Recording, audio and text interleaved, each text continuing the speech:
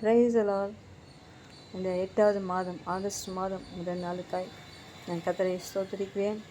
கடந்த 7 மாதங்களும் கர்த்தர் நம்மை கண்மணியைப் போல பாதுகாத்தாங்க. இந்த 8வது மாதத்திலும் ஆண்டு நமக்கு தரக்கூடிய வாக்குத்தத்தம் என்னவென்று சொன்னால், மீகா 2ஆம் அதிகாரம் 13ஆம் வசனம். தடைகளை நீக்கி போடுகிறவர் அவர்களுக்கு முன்பாக நடந்து போகிறார். அவர் தடைகளை நீக்கி வாசலாக உட்பிரவேசித்து கடந்து போவார்கள். அவர் ராஜா அவர்களுக்கு முன்பாக போவார். கர்த்தர் அவர்கள் முன்னணியில் நடந்து போவார்.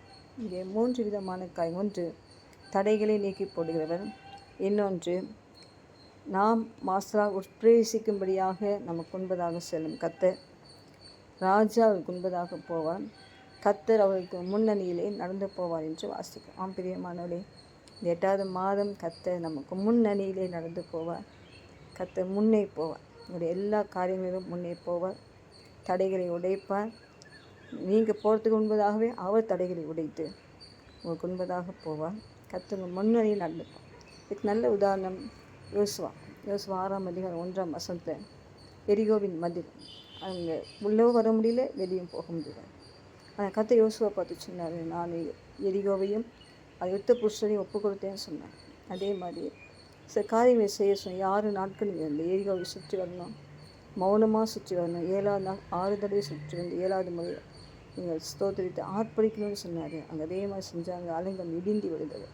அவங்க கடந்து போனாங்க. பிரியமானவர்களே, உங்களுடைய வாழ்க்கையில் அலங்கங்கள் இடிய வேண்டும் என்று சொன்னால், தடைகள் நீங்க வேண்டும் என்று சொன்னால், நீங்கள் துதிச்சு பாருங்கள். இந்த மாதம் முழுவதும் துதினாலே நிரம்பி இருக்கிற மாதமாக உங்கள் இந்த நாட்களை மாற்றிப்பார்.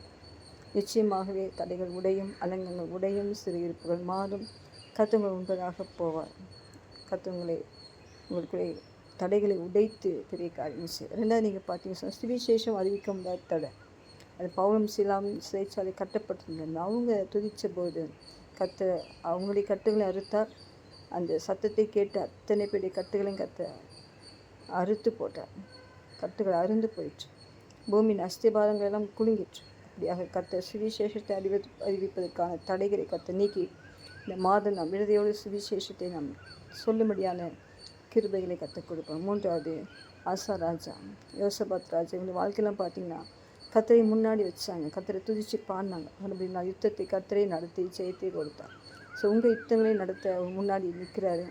நீங்கள் யுத்தம் செய்வேன், நீ சும்மா இருந்தால் போதும், நீங்கள் நல்லா துதிச்சு பாடினீங்கன்னா போதும். கர்த்தர் உங்கள் சத்துக்களை உங்கள் கையில் ஒப்பு கொடுப்பார். துதியினாலே சுச்சுவேஷன் எல்லாவற்றையும் கர்த்தர் மாட்டோம். இந்த 3 காரியங்களை நீங்கள் தியானித்து பாருங்கள். நிச்சயமாகவே கர்த்தர் உங்களுக்கு முன்பதாக போகிறார். ஒரு தடைகளை உடைப்பார். அது மட்டும் இல்லை, அவர் முன்னணியிலே போகிறபடினால நீங்கள் எப்பொழுதுமே நீங்கள் போகக்கூடாது. முன்னாடி அவரை முன்னாடி வைக்கும்போது, எல்லா விஷயத்திலும் அவருக்கு முன்பதாக நீங்கள் செயல்படும் போது அவர் முன்னே போய் காரியங்களை ஜெயமாக்கி கொடுப்பார். கர்த்தர் அப்படி செய்ய போகிறபடினால் நன்றியோடு ஸ்தோத்திரிங்க. இந்த மீகா 2:13 அறிக்கை செய்யுங்க. தடைகளை நீக்கி போடுகிறவர், என் தடைகளை நீக்கி போடுகிறவர் எனக்கு முன்பதாக நடந்து போகிறார். என் தடைகளை நீக்கி நான் வாசலாக உட்பிரவேசித்து கடந்து போவேன். என் ராஜா எனக்கு முன்பாக போவார். கர்த்தர் என் முன்னணியிலே நடந்து போவார் என்று திரும்ப திரும்ப இந்த மாதம் முழுவதும் அறிக்கை செய்ய ஆண்டு உங்களுக்கான காரியங்களை அலங்கங்களை இடித்து தடைகளை நீக்கி சத்துருக்களுக்குள்ளே ஜெயத்தை கொடுத்து உங்களை ஆசீர்வதிப்பார்.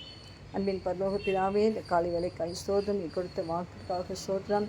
இந்த மாதம் முழுவதும் தடைகளை நீக்கி விடைகளை தரும்படியாக நாங்கள் செபிக்கிறோம். எங்களுக்கு முன்பதாக நாங்கள் உண்மை வைக்கிறோம். உமக்கு முன்பதாக நாங்கள் இருக்கிறோம். எங்களுக்கு முன்பதாக நீர் செல்வீராக. எங்கள் முன்னணியிலே நீர் போவீராக. எங்களுக்காக தடைகளை நீக்கி போட்டு பெரிய காரியங்களை செய்யும். எங்களையும் எங்கள் குடும்பத்தையும் ஆசீர்வதியும்.